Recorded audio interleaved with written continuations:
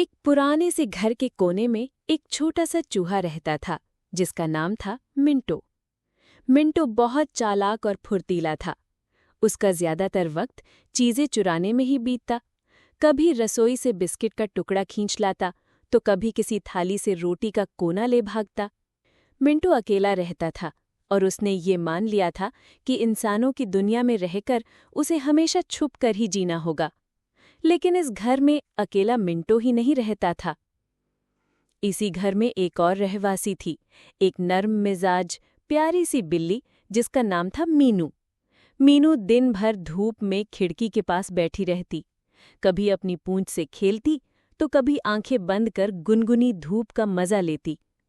घर वाले उसे बहुत प्यार करते थे और वो भी सबकी चहेती थी। लेकिन मिंटो के लिए मीनू एक डरावना सपना थी।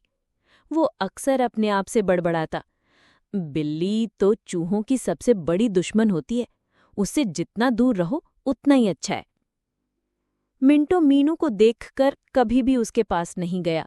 अगर गलती से सामने आ जाती तो वो सरपट भाग जाता और किसी कोने में जाकर छिप जाता।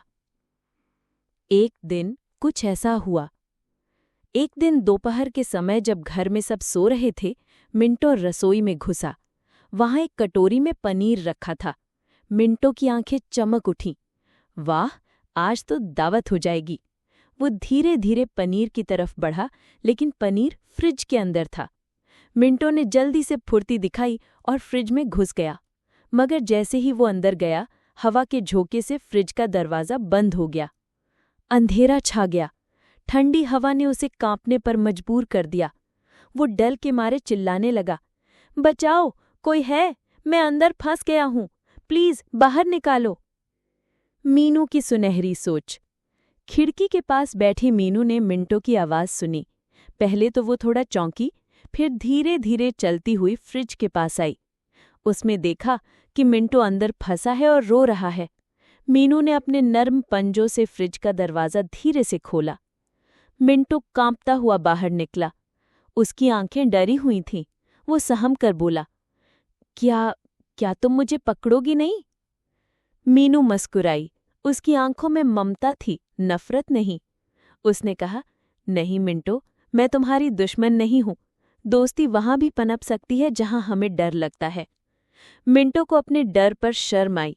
उसने सिर झुकाकर कहा, शुक्रिया मीनू, और माफ कर दो अगर कभी तुम्हारा दूध चुराया हो। नई शुरुआत। उस दिन के बाद मिंटो और मीनू की दोस्ती की एक नई शुरुआत हुई। मीनू अब मिंटो को अकेले धूप में सोने नहीं देती थी। कभी दोनों खिड़की के पास धूप सेकते, कभी आपस में खेलते। मिंटो ने चोरी करना छोड़ दिया। अब वो घर वालों के जूठन में जो मिल जाए उसी में खुश रहता। और सबसे बड़ी बात, अब उसे अकेलापन नहीं सताता था। कहानी से सीख। डर हमेशा सच नहीं होता। कभी कभी जिनसे हम सबसे ज्यादा डरते हैं वही हमारे सबसे अच्छे दोस्त बन जाते हैं। और हाँ, सच्चा दोस्त वही होता है जो बिना किसी मतलब के हमारी मदद करे।